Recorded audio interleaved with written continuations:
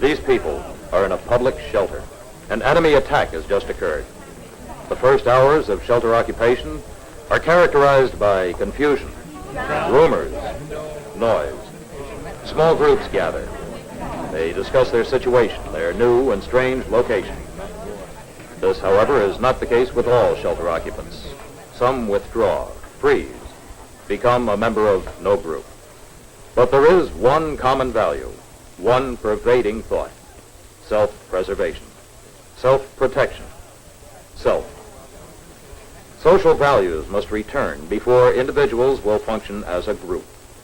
Luckily, the needs to achieve this are few: organization, leadership, recreation, training, empathy with fellow shelter occupants. But these needs are led by the need for information. The quality of the shelter's information program will have a great effect on the success of the survival effort. Your attention, please. Your attention, please. All right, quiet down, please. Come on, hold it down. Let's listen to this. This is Governor Haynes. This is an official announcement. The nation has sustained a nuclear attack. Luckily, only a few of our cities have been hit, and our citizens are now entering into shelters. If we stay in our shelters, we will survive. Your local authorities will give you reports as they are received. In the meantime, remember, stay in your shelter. Positive information is reassuring. To get it, a radio is desirable. Providing shelters with radios is the responsibility of the community. But although it gives the big picture, the radio is an impersonal thing. What about our town, our neighborhood, our home? May I have your attention, please? Ladies and gentlemen, may I have your attention for just a moment? You've heard our governor. We have other information that there's been no heavy damage in our area. So if some of your family is not in this shelter, be reassured. Fill out these registration forms. It'll help us to locate your families. That's all.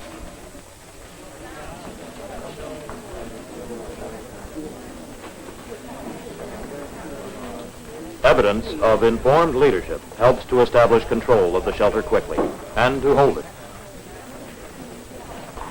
A major source of information for management is the control center. The control center provides the manager with operations information not given over the radio. Some of this operations information may also be used as general information to further inform the shelter occupants at the discretion of the manager.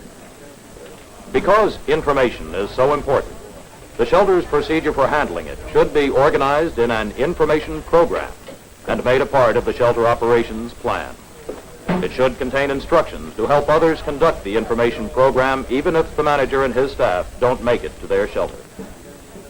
The information program requires capable personnel to form an information team. Its leader could be a newsman or public relations expert, an educator or the like. The number and qualifications of his assistants will vary with the size and layout of the shelter.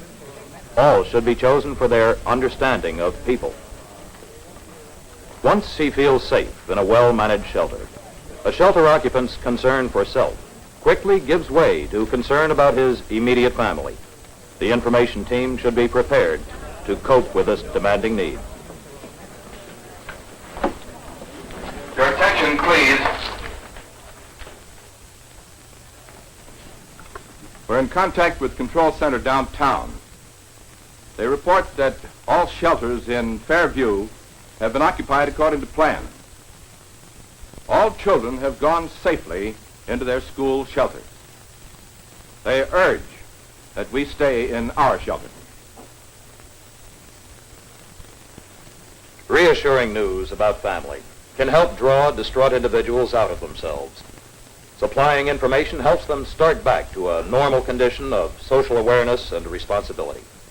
They will form spontaneous groups to talk out the situation, relieving pressure. But these groups lack purpose and organization. They must be given more information to help management build a close-knit shelter society for survival. As soon as possible, post a public announcement schedule. List the times that you intend to announce news from both outside and inside the shelter.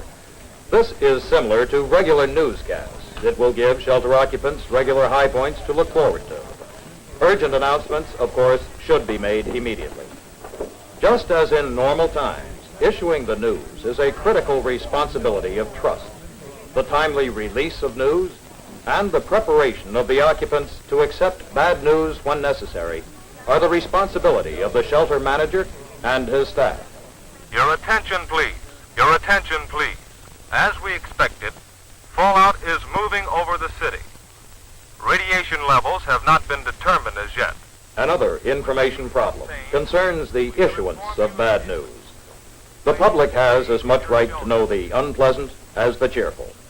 Knowing just how to deliver it and how to cope with possible reaction is the essence of a good information program. If the manager believes that the effect on morale is serious, he must be prepared to offset this with positive instructions and information. The manner in which information is given is extremely important. Calmly rather than excitedly. Authoritative rather than confused. Giving both good news and bad. Keeping shelter occupants informed of outside events. Asking for ideas. Confiding serious problems. Will gradually draw individuals into a group with a growing morale and a willingness to cooperate. But as the group spirit develops, there will be ever-present forces that tend to divide it again. One of these is a familiar information problem, false rumors. There's a rumor going around. Some of them want to sleep in the other half of the room tonight because they say there's less radiation over there. Well, that figures. All of them tried to sleep over here last night. The rumor then was that only this end of the shelter was safe. The rumors are canceling each other out. All right, let's have Charlie set up a demonstration to prove that both rumors are just scuttlebutt. When they have the correct information, we won't have a problem.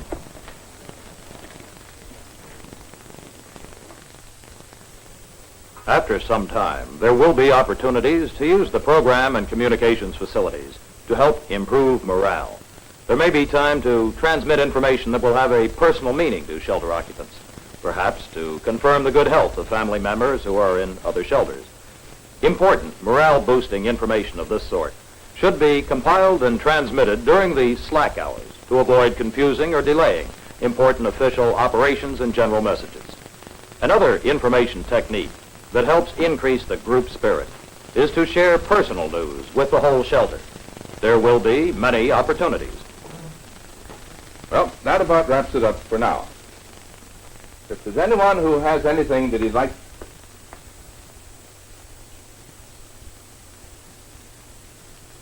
Well, looks like we do have another bit of news.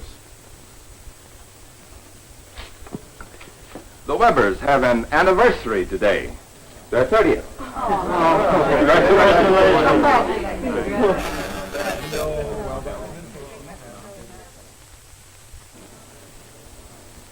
When the routine of existence has at last been established in the shelter and news becomes repetitious, life may become boring. Shelter occupants will ask, what do we do now? The information program should include ways to help solve the problem. It's comparatively easy to handle in individuals. Give them responsibilities.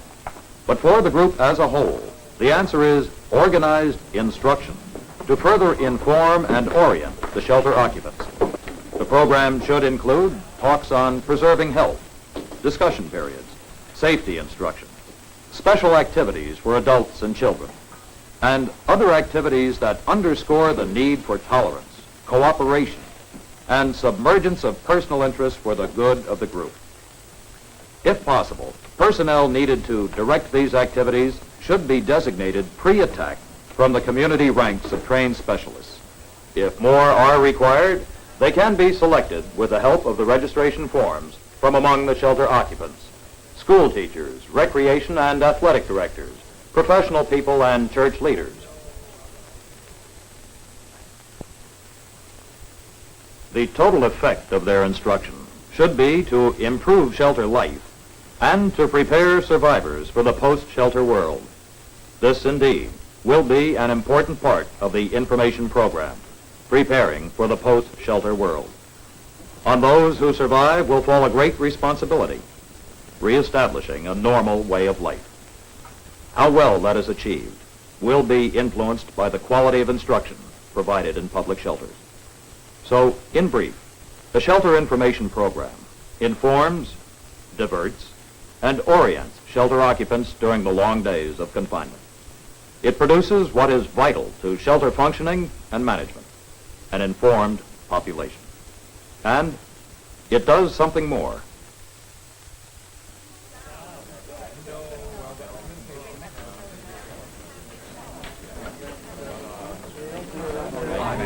Thank you, Doctor.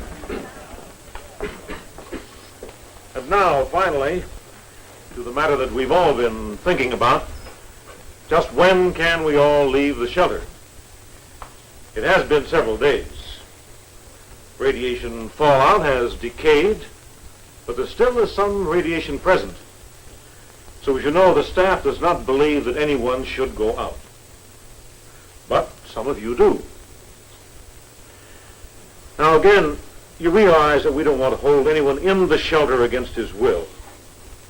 So before you make your final decision, it might be wise to hear how some of the others feel. Can I say something? Well, yes, of course, Mr. Mills. Go ahead. Well, I only got on the information team pretty recently. To be honest with all of you, maybe I just got on any team pretty recently. What I mean is, when I got here right after, I was kind of shook. I guess we all were. I didn't know what was happening. I felt closed in. I know none of us did at first, but it really got to me. Sure helped finding out about the kids, though. I got a couple myself, and that things were being taken care of. Look, what I really want to say is I want to go along with whatever these people, the manager and the staff, say. We can make a big mistake by going out Here there. is the something extra that a good information program gives. It helps replace self-concern and disorientation with concern for others, interest in the group, responsibility. More than individuals will survive in the fallout shelter. With a good program, society will survive too.